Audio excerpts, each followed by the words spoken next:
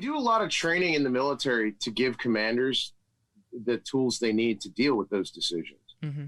And this is where, when I've talked to combat commanders, they've been very interested in MDMA therapy, because what we can't train commanders to do is to send guys up a hill knowing half are going to come back. And then 3 years later, a bunch of that half has taken their own lives. Combat commanders don't know how to deal with that. Yeah. And it's something that weighs heavily on them. If it's going up the hill, you can say they took the hill, that was we had to do that. That's how we won the war. You can justify the sacrifice. But how do you justify it? When they die far from the battlefield, alone at home in the dark. Welcome back, or welcome to another episode of Feeding Curiosity. I'm your host, Eric Wenzel, as always. Feeding Curiosity is a podcast that explores the precarious human experience, and we challenge ourselves and others to think, question, and synthesize wherever our curiosity takes us. It is through conversations like what you're about to hear that we provide blueprints for others to learn and lead a more fulfilling life. And without further ado, let's introduce today's guest. My guest today is Jonathan Lubecky. He served in the United States Marine Corps as a KC-130 Loadmaster from 1995 to 1999. Following the tragedy on 9/11, Jonathan joined the North Carolina National Guard.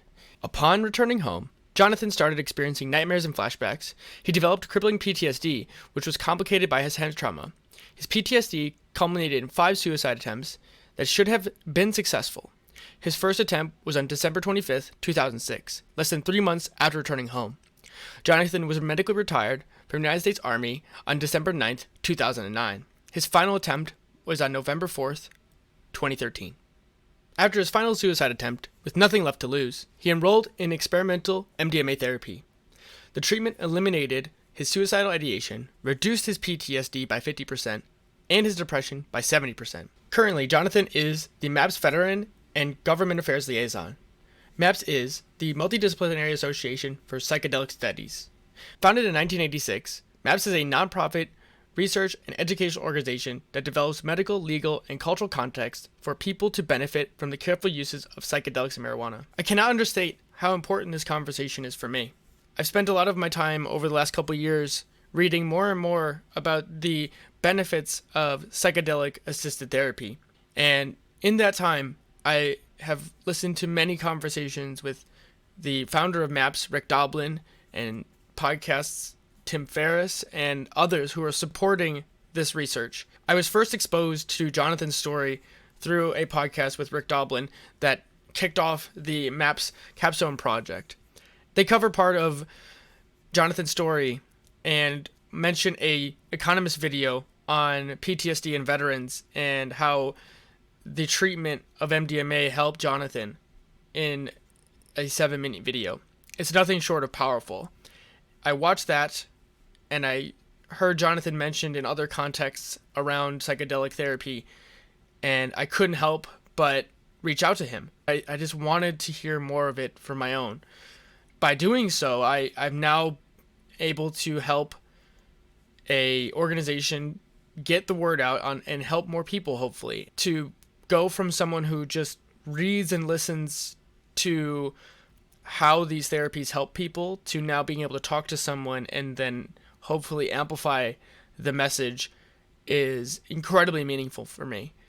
I hope all of you enjoy this podcast, and I hope you take something away from it. And at the very least, go and check out the videos, check out MAPS. The work behind MAPS and the proving the efficacy with science is incredibly important for me. And I really think that by funding science like this, we can provide more tools for people to live better lives. Please enjoy this conversation. Welcome back to another episode of Feeding Curiosity. I'm joined by Jonathan Lubecky. Hi, Jonathan. How's it going? Pretty good. I'm really glad you're here to talk to someone who's not only been a part of MAPS, but also served in the military. I've done so much reading and exploring around the research of MAPS and just broadly how that research affects people, that to actually talk to someone who's been directly affected by it is really special for me. It's weird to be a part of it when you read it in a book, and then actually be talking to someone in person is really fun, or at least through the internet. I'll be honest, it's really weird for me because I'm just a regular vet. I didn't do anything super spectacular or anything. And I came into psychedelics in a very different way than a lot of people. I knew nothing when I got into it. And now, like, I'm friends with Rick Doblin and all these people that are movers and shakers in the movement. And it's bizarre. Yeah, I bet. It's really interesting for me because I feel like I've been a fly on the wall, especially someone who's younger, and I'm an engineer by training, so it's even more interesting for me just to be associated by just being interested in the broader effects that this can do to help people, and to just see how the stories, for me, it's like, how do the micro stories inform the macro picture, basically. And so I think the best place to start is just with your military career. Like, what was life before you got associated with all of this, basically? I just have a bizarre life. This whole podcast will illustrate that. I shipped for Marine Corps boot camp 9 days, I think, after I graduated from high school. Did delayed entry program my entire senior year. Joined the Marine Corps. Was a loadmaster on C-130s and C-9s. Lived in Japan for a year. Visited a bunch of different countries. Flew with a lot of really awesome people.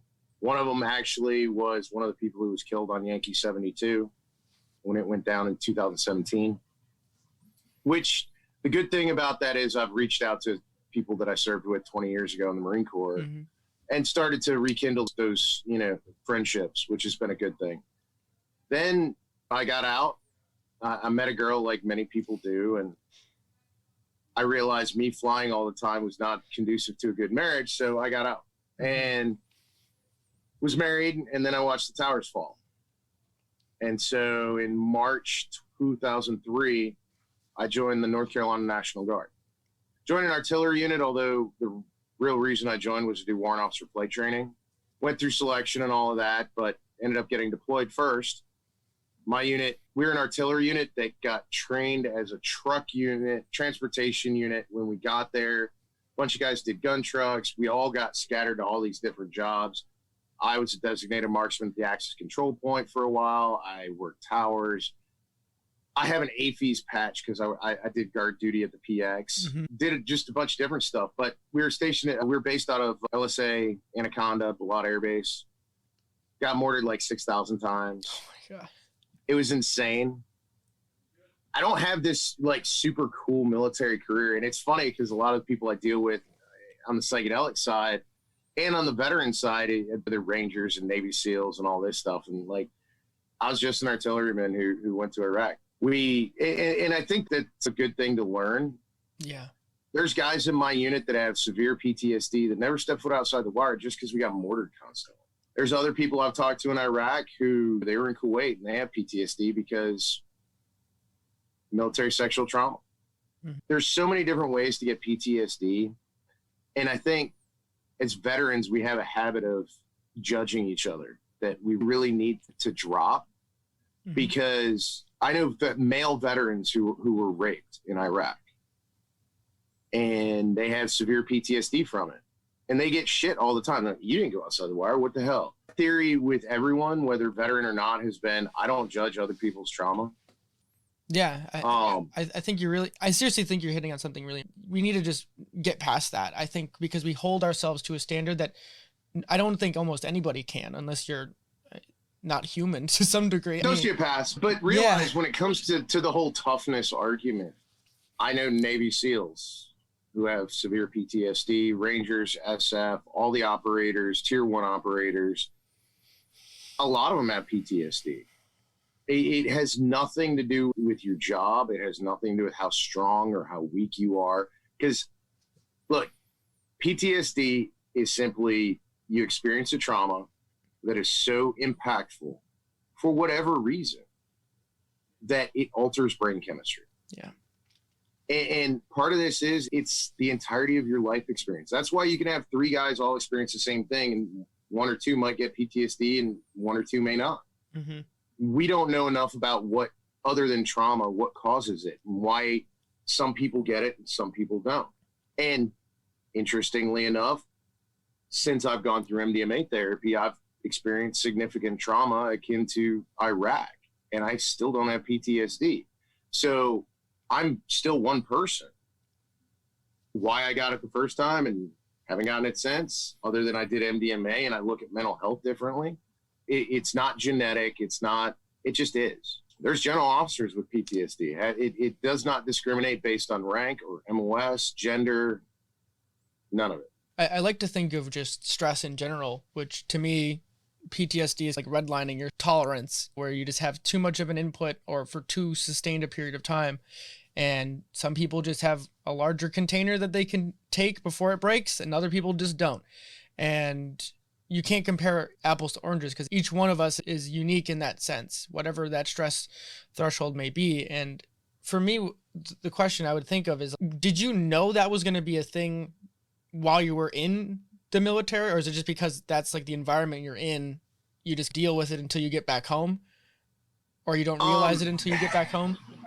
So the interesting thing is, a lot of except for like nightmares and stuff like that, a lot of the symptoms like hypervigilance and avoidance and lack of trust and things like that, they keep you alive in a combat zone.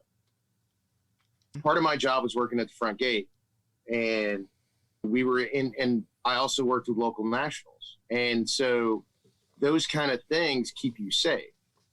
And then you come home, and my homecoming was a country song. So it gets worse. It does, because having an instinctual reaction to roll off your rack when mortars come in is a good thing. When that happens and you're in Sanford, North Carolina, and nothing's going on, that becomes a problem. So you don't really notice it until you get back. When it actually happens, I don't know.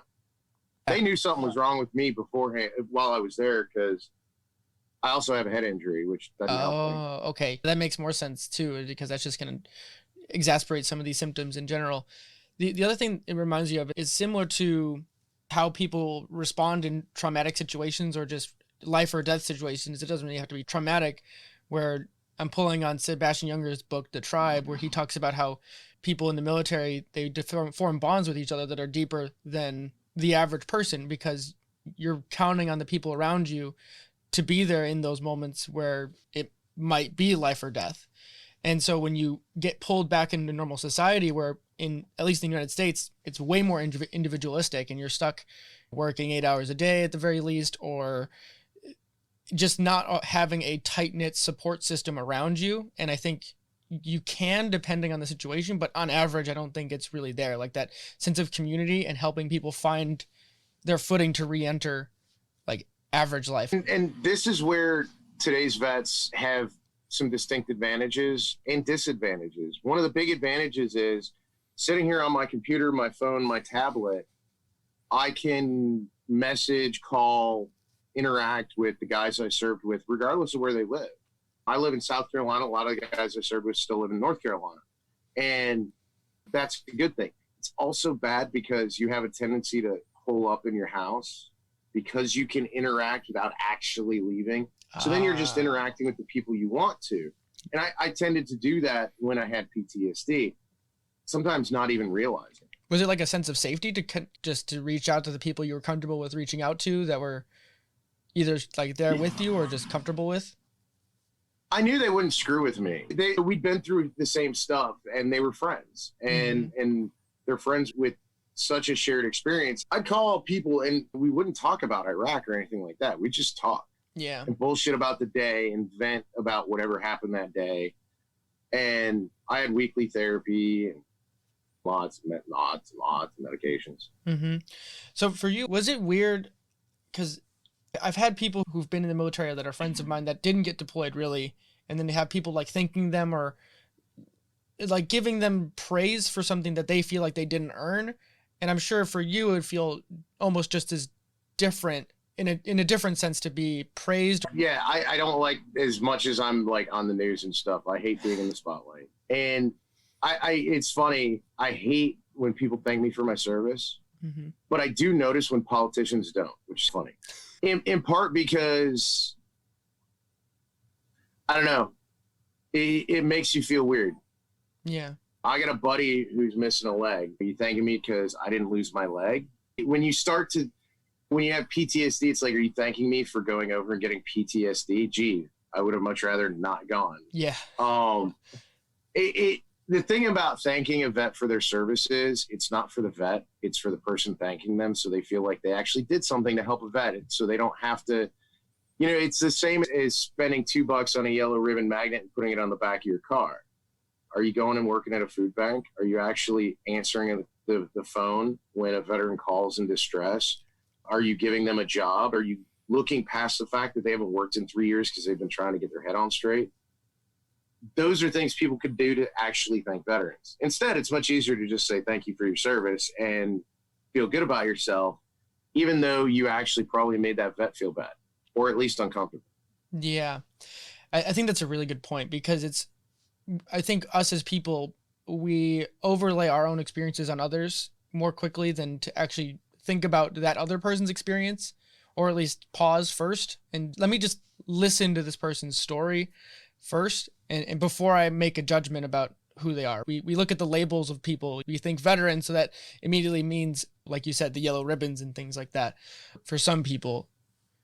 Here's the other thing that's weird is I'm in a weird position in not having PTSD, but remembering having PTSD. Mm-hmm. If some random person walks up to me to thank me for my service, that's going to freak me out because I don't know who you are and you need to just stay out of my space. But they insist. So it's all right, fine. Yeah, I'll shake your hand. Awesome. Now just leave me alone. And yeah. Everybody wants to do it. Mm-hmm. So we just suck it up and drive on. But it does have a lot of different implications that people don't think about. Yeah, I actually didn't even think about that myself. It almost is like when you see someone who has like a deformity or some sort of handicap, and people are trying not to pay attention to you. They're obviously paying attention to that person on the other side of the room and trying to be subtle about it. But in doing that, they're not being subtle. And it, like the point you're making is that someone with PTSD already is on heightened alert to threats. And especially when a stranger's coming up to you with excitement and intensity can be very closely linked, at least emotionally. So they can trigger the same sort of response from someone who's looking for those heightened levels of emotion, which is going to send off all sorts of alarms, which I didn't even consider until right now, which isn't pretty, I don't even know. What would you recommend for someone to Well, and that's what I'm always asked, and that's what I legitimately don't have an answer to. It is what the alternative is, because I don't know what the alternative is. Yeah. Part of it, honestly, is there's a right time and place. Mm-hmm. If I'm sitting there eating dinner with my family and I came from a funeral or an event and I happen to be in uniform, okay, don't interrupt my meal so you can thank me for my service.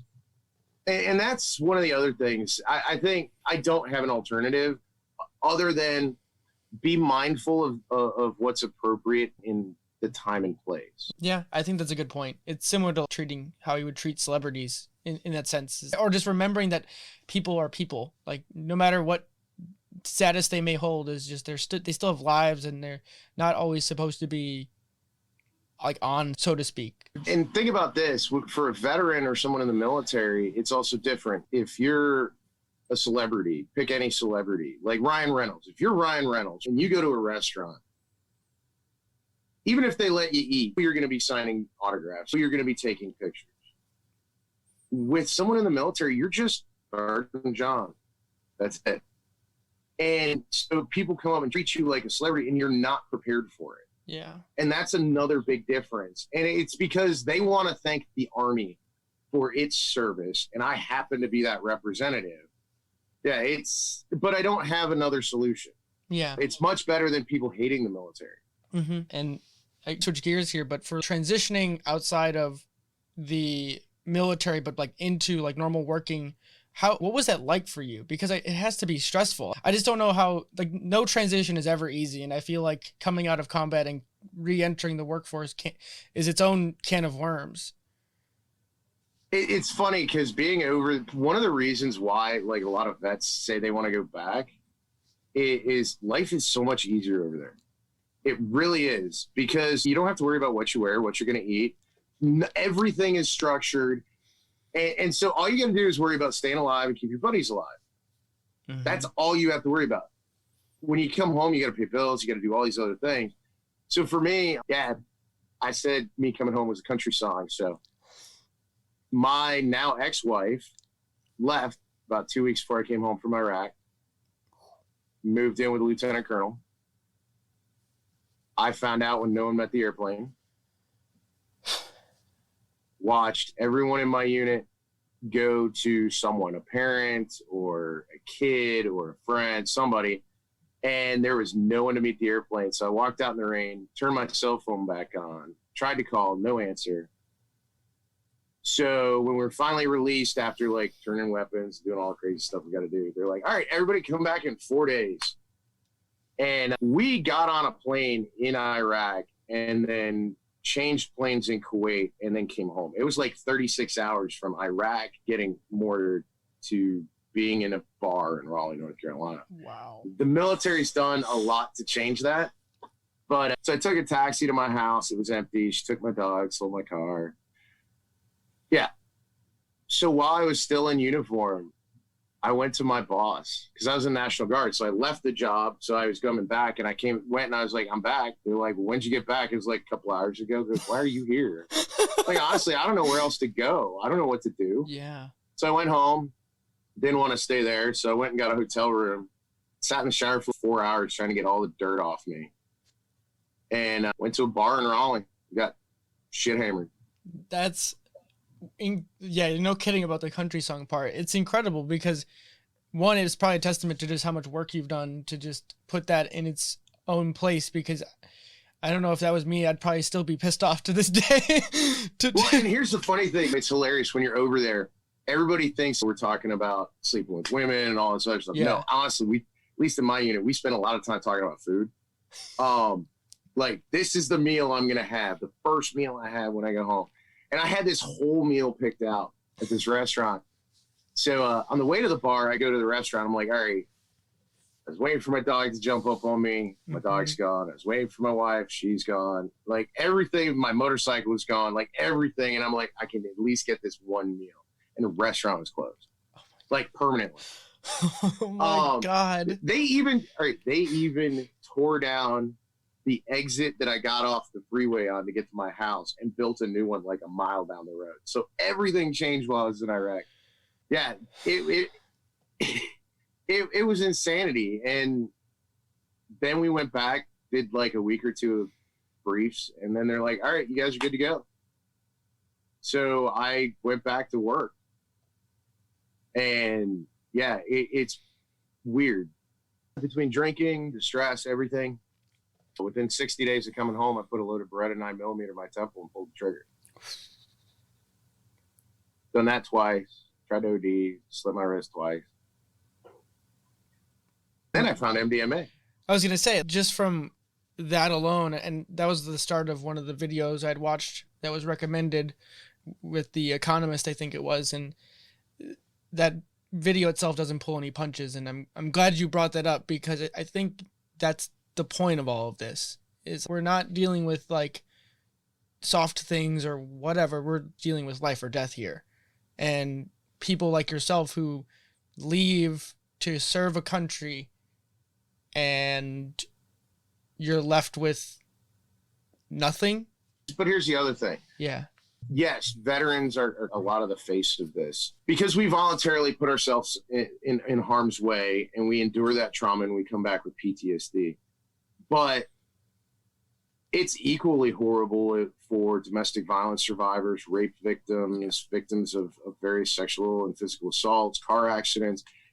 As many people as there are traumas that can cause PTSD. Mm-hmm. And honestly, military are better prepared to deal with it, in part because we know what's coming. Whereas a lot of these other people who have PTSD within society don't have the support networks, good or bad, that the military and the VA provide. And they've gotten so much better over the past 10 years. Mm-hmm. They don't have access to that. They don't have the camaraderie of the guys they served with. They don't have all of that. And frequently they're forgotten because veterans have a better quote unquote story than a girl who went to prom and got raped. Yeah. Doesn't mean she hasn't tried to kill herself. It doesn't mean she hasn't gone through the same kind of suffering as I did. The trauma was different, and I'd never compare the two. But I don't like saying it's worse for vets. It's actually better in some cases because we expect it and we have support networks. The VA spent a crap ton of money to try and make me better. Now, their hands are tied with laws and things like that, but it doesn't mean they didn't want to help. And they spent a lot of money, a considerable amount of money every year to try and make me better. I didn't pay a dime. Whereas a domestic violence survivor, a rape victim, car accident victim, they better be able to hold on to a job and have health insurance to be able to cover that cost. And if they can't, then they're just thrown to the wolves.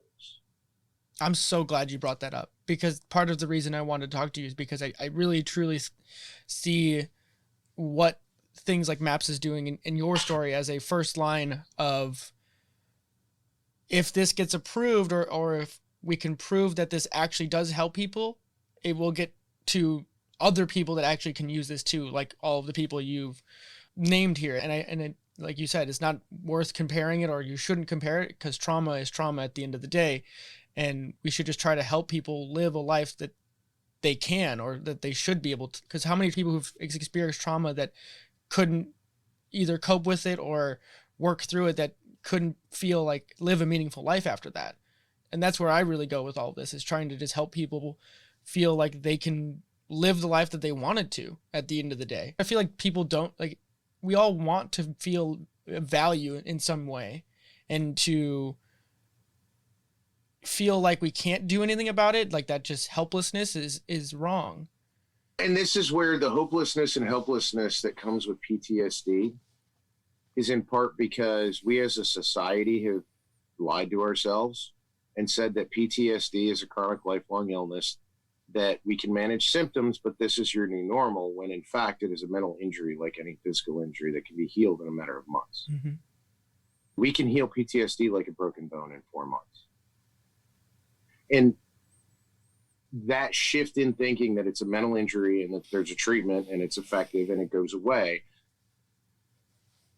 will shift the stigma on mental illness. Yeah. We don't talk about curing mental illness. We don't talk about healing it. Yeah. We talk about lessening the symptoms, lessening the impact on the life. No, that's bullshit. It's a mental injury. We can heal it. And everyone should be given the opportunity to heal. And what the current treatments do is, it's, if you get shot in the arm, instead of taking care of the gunshot wound, we're just going to wipe the blood away every day and hope it gets better. And you get used to the pain. And sometimes somebody will stick a finger in it and stuff and make it worse. Why don't we just stitch up the hole, wipe away the blood, and then carry on? I went through the MDMA therapy. I finished it in March of 2015. I haven't done MDMA since. And since then, in, July of 2018, I had a guy drown in the lake behind my house. Went into the water, pulled him out, did CPR, but he was under for too long. And then August of 2019, I had a guy walked out of the bar. I walked out of a bar to get a battery pack out of my car, and a guy was shot in the chest. I tried to save him. He got shot through the aorta, so there was no saving him. I only say this because, both of them died. I tried to save both of them. It wasn't my fault. I did the medical stuff. And then my son, actually, I thought he died in my arms on a cruise ship over Christmas. I still don't have PTSD, in part because right after these events, I immediately reached out to my therapist and talked about it and dealt with it and processed all of it. And I'm not going to say that stuff didn't suck. I'm not going to say I didn't have nightmares and I didn't have intrusive thoughts and hypervigilance and the PTSD type stuff. But after about a week or two, it had dissipated and gone away. Because realize, you can't really diagnose someone with PTSD until 30 days after the trauma, because a lot of PTSD is how the body naturally processes trauma. And so something happens and it sticks in the on position. If you're in a bad car accident, you're probably going to have nightmares. I bet. And I think this is a good point to just talk about how you got exposed to MDMA, or what did you even know about it even before you were exposed to it? And then second, like, just what that whole process was like, because even in my age group, most of us still even think about it as just a party drug, ecstasy as MDMA is called. And I've done so much homework in trying to understand this stuff and talk about it in an intelligent way, and not talk about it as using it respectfully and treat it like a medicine and not treating it like this. Look, I'm not going to say that I don't understand why people take it recreational. It's the same reason people use cannabis recreationally and other drugs. Just because people use it recreationally doesn't mean it can't be a medicine at the same time. As a matter of fact, one of the things MAPS has is a thing called the Zendo Project, which is peer-to-peer psychedelic support. Oh, cool. So that when somebody because this actually happens more than you'd think, where somebody will take MDMA at a rave or a party or what have you, and it brings up trauma they didn't realize they were dealing with. Yeah. There's no one there to talk to them about. And so by suppressing that, it can actually make everything worse. So Zendo, they have someone to go to talk about it, who has specialized training and other stuff. But as far as how I got involved, after my last suicide attempt, a intern at MUSC was filling in for my shrink. He handed me a piece of paper that said Google MDMA PTSD on it. And I did. And I found out they're doing the trial down the street in Mount Pleasant. And so I called and I went through, they do a mental health exam, cap scoring, as well as a physical exam. It's an FDA trial. And then I got accepted. And then on the weekend, the Saturday before Thanksgiving, 2014, I took my first ever dose of MDMA. Wow. I was on so many SSRIs before that even my friends who had access to it were like, here, you should try it. I was like, nope, this is going to melt my brain. And so I stayed away from it. I did smoke cannabis for about 5 years. And I stopped when I moved to South Carolina because my new wife, we have a son. And so she had asked me to stop using cannabis because she was worried about his dad taking him. So I did. And I went back onto the 42 pills a day they had me on. Wow. And within 11 months, I had a suicide attempt. One of the things with the MDMA therapy that's also fundamentally different, SSRIs, benzos, opiates, cannabis, any medication you take works while it's in your system. When you stop taking it, everything comes back. And this is where it's different. The last time I took MDMA was in May of 2015, over 5 years ago. I haven't taken it since. I still don't have PTSD. And this is where it's different than everything else in modern medicine, in pretty much any medicine involving mental health. Yes. It's incredible to me that you only take it a couple times, obviously supported with very specific therapy with 2 different therapists in the room and stuff like that, or to contextualize the information in a different way. From what I've gathered about it, it's really assisted so that any sort of the trauma that is experienced or re-experienced can then be recontextualized so that you can be an observer of it rather than reliving it all of the time. That's the goal. Yeah. And it's interesting because in talking with other participants, we tend to fall into one of 2 categories. Either there's an aha moment where it all clicks, or honestly, like me and for some others, it's more like Drano. Oh, wow. You pour some in and it clears some out. You pour more in, clears some more out, pour more in, and it clears it all out. I didn't have an aha moment, but what I was able to do was, I didn't take myself out of the situation. And part of the reason I'm trying to be clear on this is because we're talking about psychedelics. So yeah, some psychedelics, seeing a purple dragon is a real thing. I didn't float outside my body, but it allowed me to look at things from a different perspective. But it was still my perspective. It was just, I had shifted it to a different perspective. Yeah. Blame, for one. My friend who lost his leg, I wasn't his truck commander. I originally was. I blame myself. I don't anymore because I didn't plant the bomb. Mm-hmm. And so it's things like that. And the other kind of interesting thing is when I had PTSD, the nightmares, the memories were all hazy. Everything's much clearer now. Huh. That's but it doesn't have the emotional impact that it did. Yeah, you can see it for what it was as this is just the past, but it doesn't influence. No, what I mean by clear is I can remember like what the weather was like. I can remember, yeah, like that's very incredible. Vivid, like very vivid recollections that were very hazy before. Yeah, wow, that's really. That doesn't happen to everyone, by the way. Okay. That's just what as a participant, I am speaking entirely of my personal experience. Yeah. Unless I say I've talked to other participants and this is what I've been told. That's interesting. I haven't heard stuff like that before, but for me, it's such an interesting idea of like shifting the blame, or I don't even know if it's forgiving yourself, but it's like a lot of this trauma is almost like taking responsibility for things that weren't in your control, especially as a being in a commanding position in the military. We do a lot of training in the military to give commanders the tools they need to deal with those decisions. Mm-hmm. And this is where, when I've talked to combat commanders, they've been very interested in MDMA therapy, because what we can't train commanders to do is to send guys up a hill knowing half are going to come back. And then 3 years later, a bunch of that half has taken their own lives.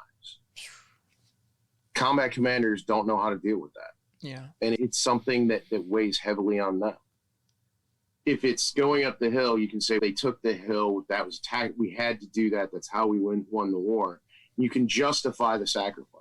But how do you justify it when they die far from the battlefield, alone at home in the dark? It's not a fun thing at all. And no, in a perfect world, no, that shouldn't happen to anybody. And that's why this conversation is really important for me, because I think it shines a light on very real things that we don't look at, because it's not the glory story or whatever. We remember the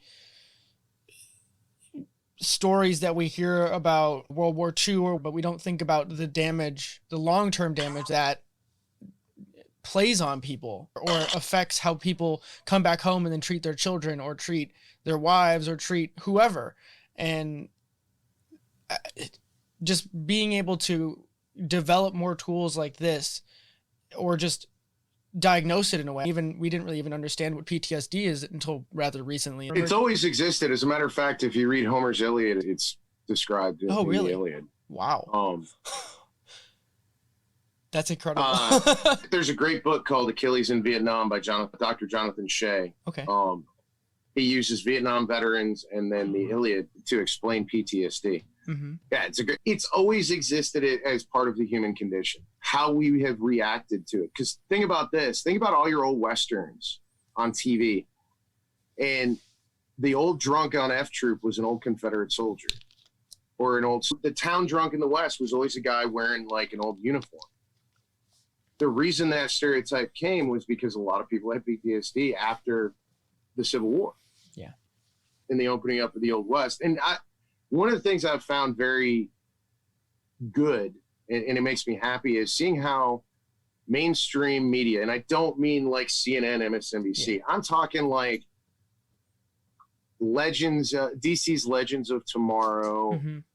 NCIS, New Orleans, like Guyver, how they have handled some of the topics we've talked about. Mm-hmm. As a matter of fact, this is the current season's NCIS New Orleans. The main character, played by Scott Bakula, does psychedelic assisted therapy using LSD.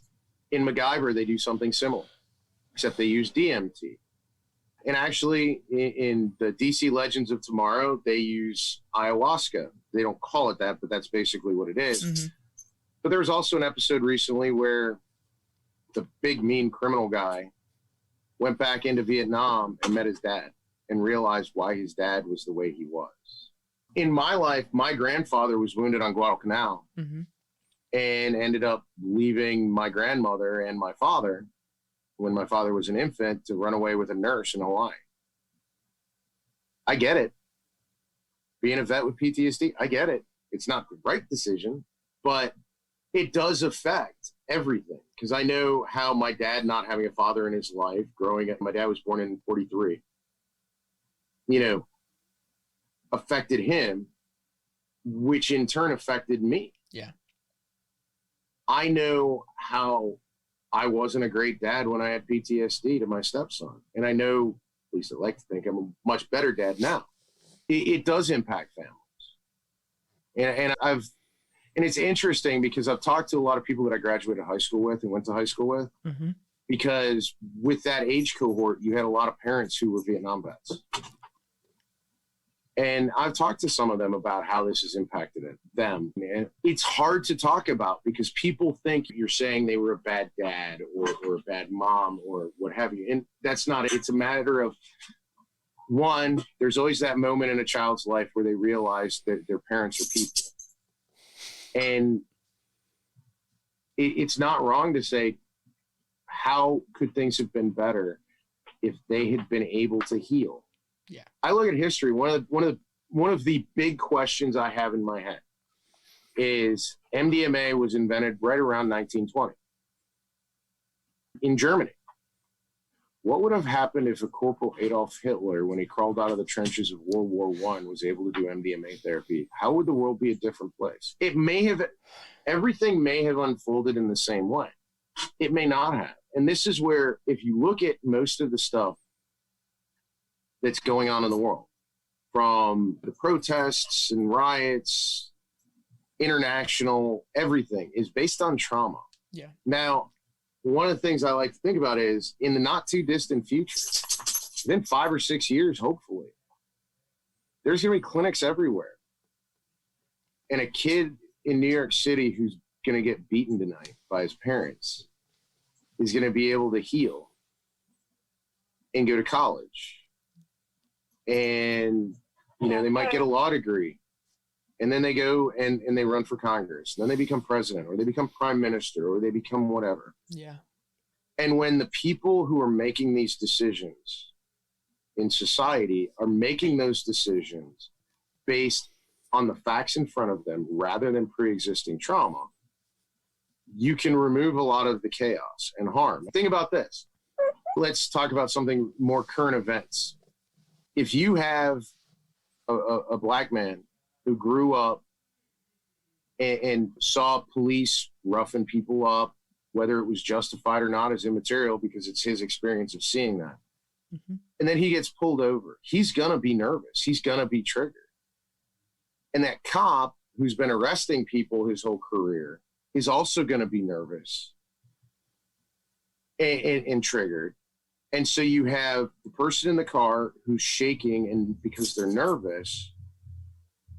And then you have a police officer who's taking that to an overreaction. If we give them both MDMA and put them in a room to work it out, I think it'd be a lot better. And that would allow the person in the car to say, you know what, I'm getting pulled over. Maybe it's because my tail light's out. And the police officer could be like, I'm pulling somebody over. This is going to be okay. And then everybody goes away happy. And that's the world I want for my kid. And that's the world I want, for my kids' kids. Because this is healing people of trauma is how we can stop a lot of the bad things that have happened. Yeah, it's a powerful way of seeing the world because the past influences the present. It is as much as it shouldn't sometimes, or even if things might seem like one way when in reality it's not. If it feels like that's the reality, then how can you argue?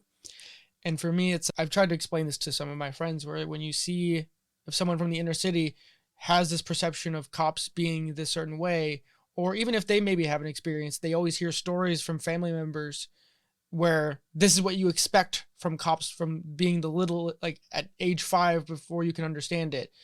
You're setting those behaviors and those responses so that they respond to the worst possible situation, even if it isn't that. And when you have two people interacting and one of them has a gun, it doesn't end well. One of the things prior to it being made illegal that MDMA was used extensively for was couples counseling, because it could bring those two people together.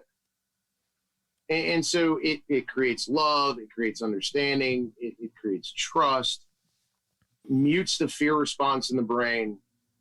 Now, if two people who are about to get a divorce can come back together with that, imagine what would happen if we got the Israelis and the Palestinians, Vladimir Putin and Donald Trump and Xi Jinping. The Kurds, Turkey and the Kurds, let's get Erdogan and the head of the Kurds to do MDMA, sit in a room and work this stuff out. This is the world that and people ask, because there's a lot of people in the psychedelic movement who are pacifists. I'm not a pacifist. Mm-hmm. I believe that violence is an unfortunate part of the human condition, but it should always be the last resort. And I want to use this healing of trauma, of ancient traumas, to help bridge that gap before it turns to violence. Yeah, be the olive branch. Exactly. It's a really important point to make, and even my own thoughts haven't really gone as far as to how do you bridge the gap between groups that haven't been able to reconcile. And I think that's a really interesting thing that I might actually have to go think about more, because it's something, especially even given this time with the protests and the pandemic and just the heightened, where we're using technology like how we're doing this conversation to have portals to other people, where the technology is the intermediary now, where it makes it even harder to see other people's experiences or point of view. And it's so much easier to shout through technology at each other and say, well, here's the way I see it. Instead of we should be asking each other, how do you see this? Because I want to understand your experience. It's tribalism. Yeah. You take anything at all in this country right now, and it's been politicized. The simplest thing, should I wear a mask? And if we have people who refuse to come together and realize, I believe in small government in part because the big government's the one that said I couldn't have access to MDMA and the medicine I actually need. I like low taxes. I also think psychedelics are awesome. I don't care what you do with your life as long as you don't hurt other people. But it's funny, I get called a Nazi and a communist every day because we can't come together. We can't. I go up on Capitol Hill and I tell my story and I talk to senators and congressmen. And one of the things I was really proud of last year was I was able to help bring Matt Gates and AOC together on psychedelics. Wow. They're both supported. It's one of the few. There's now actually two things that Matt Gates and AOC agree on. One, that she's not a bitch, and two, psychedelics. And if those two can come together, anybody can come together. We've just got to get past this. You have to agree with me on everything before I'll even talk to you. Mm-hmm. And this is where things like MDMA really help in those situations. Mm-hmm. Can you imagine if we took Israeli victims of Palestinian violence and Palestinian victims of Israeli violence and gave them MDMA and did group therapy? How would that change the world? It's just breaking the cycle of trauma, right? And so what you're saying, it really resonates on like those levels for me, because it makes a lot of sense to try and just get people to, I mean, at the very least, just talk to each other. Because I think if we understood, especially in this cultural moment that we have right now, as a young person, it feels really strange because you see what's going on and everything's just crazy and all of the people at the top contradict each other. And all I would rather say is have a leader who comes up to the front and says, honestly, we really don't know what the best course of action is right now, but we're trying and we'd like your input. Something I'll never forget is a few days after 9/11, the whole of Congress, all 535 members, stood on the steps of the Capitol building and sang, "God bless America." And that was a very unifying moment for this country. And that's the kind of stuff that we need. The problem is neither side is willing to give an inch, which is frustrating. Yeah. And especially when, MAPS is, while it's huge in the psychedelic world, on like Capitol Hill, we're one of the smaller entities. And it's frustrating because I see how much MDMA therapy could help COVID patients who've been ventilated, the healthcare workers who've been dealing with COVID, all these things. Heck, every time I see somebody in a YouTube video go nuts, I'm like, MDMA therapy could probably help them. And sometimes it's frustrating because you've got the stigma attached to it because it's a Schedule I narcotic, and people are like, this isn't really real. It's very real. So it just gets, I don't know, it gets frustrating sometimes, but yeah, it's getting better and better. Yeah. It's incredible to see just how much it's shifted in the last even 5 years. I was someone who, when growing up, I really didn't even register any sort of drug, but for the most part, whenever anyone would ever mention sort of psychedelics, there was still that melt your brain kind of old ideas around it. And then by getting into podcasts and listening to the researchers that really would do the first level stuff on these substances and start talking about it and talking and not getting into that kind of revolutionary bend that it seems to have to some people where it gets like ahead of itself or something like that. Or, to me, it feels like when you talk about something that'll change society forever, the immune response of society kicks in and says, hold on, let's pump the brakes here. And I think the biggest reason there's been a huge change over the past 2 to 3 years in particular is because the phase 2 results were published. We actually, for the first time since the 80s, had actual double-blind placebo-controlled proof that this works. That changed a lot of minds, so much so that the VA's Cover Commission recently, their report that came out in January, their 9th recommendation was that they need to do more research on cannabis and psychedelics. Wow. That's awesome. That's the VA. Yeah. I know, right? That's so good.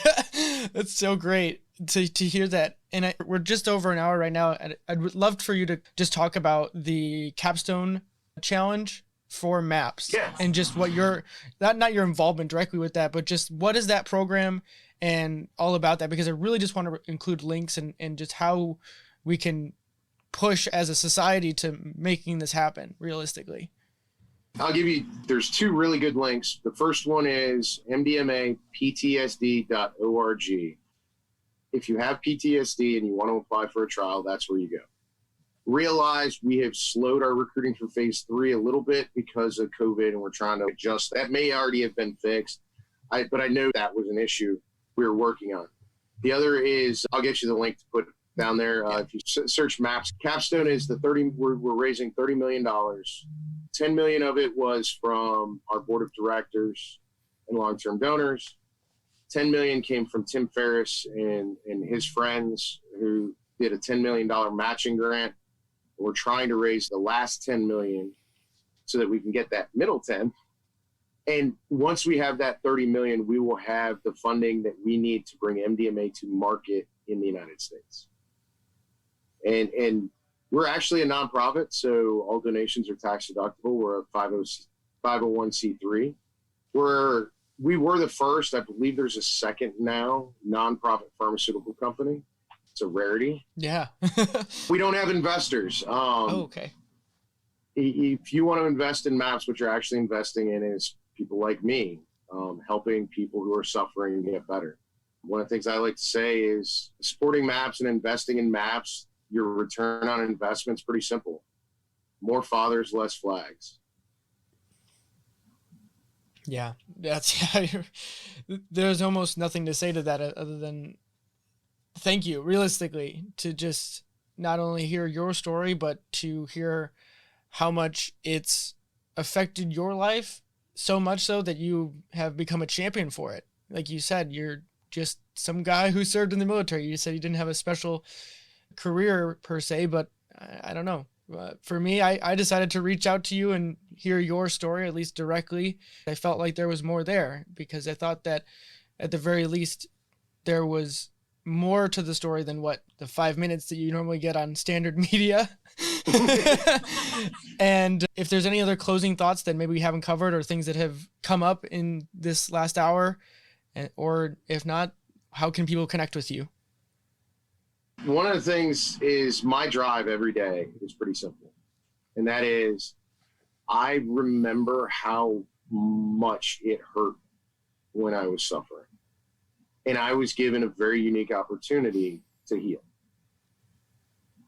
I know for a fact there's guys I served with in Iraq suffering from PTSD right now. I know there's tens of thousands, hundreds of thousands, millions of people around the world suffering. The same way I was. I joined the military to help people and to take those punches for other people. And now I've been healed. I can't just say, I got mine, peace out. That's just not me.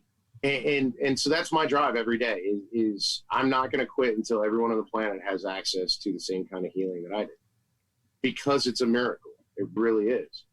As far as getting in touch with me, I'm on Twitter at John Lubecky. You can also get in touch with me if it's for a media inquiry, media@maps.org. If it's for anything else, just ask maps at maps.org. Great. I will keep links of all of that in the show notes as well. So if people want to find it, they can have it there once I have it up on the website. So thank you for your time and for your story. I really appreciate it. It's been awesome to hear more about this and to just see where it's all going, because to me, it feels like a really exciting time. And like you said, I hope that in the next 5 years, we'd have clinics available to the public that if they felt that they could go do it, they should, because why not? We should be always expanding the toolkit, as I like to think as an engineer, is if there's a tool out there that can solve a problem, then we should have access to it. The other thing to remember is, especially as an engineer, my brother-in-law is an engineer, there's different tools for different things. And there is no single tool. Much as they try to make one tool that does everything, there isn't. This definitely worked for me. It works for most people. There is a possibility it may not work. It doesn't work for some people. And for some people, taking a Zoloft a day and that's all you need and you're good to go, fine. If going to church is all you need, fine. We need different tools in the toolkit. What frustrates me is when they say, oh, this tool works. Well, we're just going to hold it over here and not let anyone use it. Thanks for having me on. It's been a blast.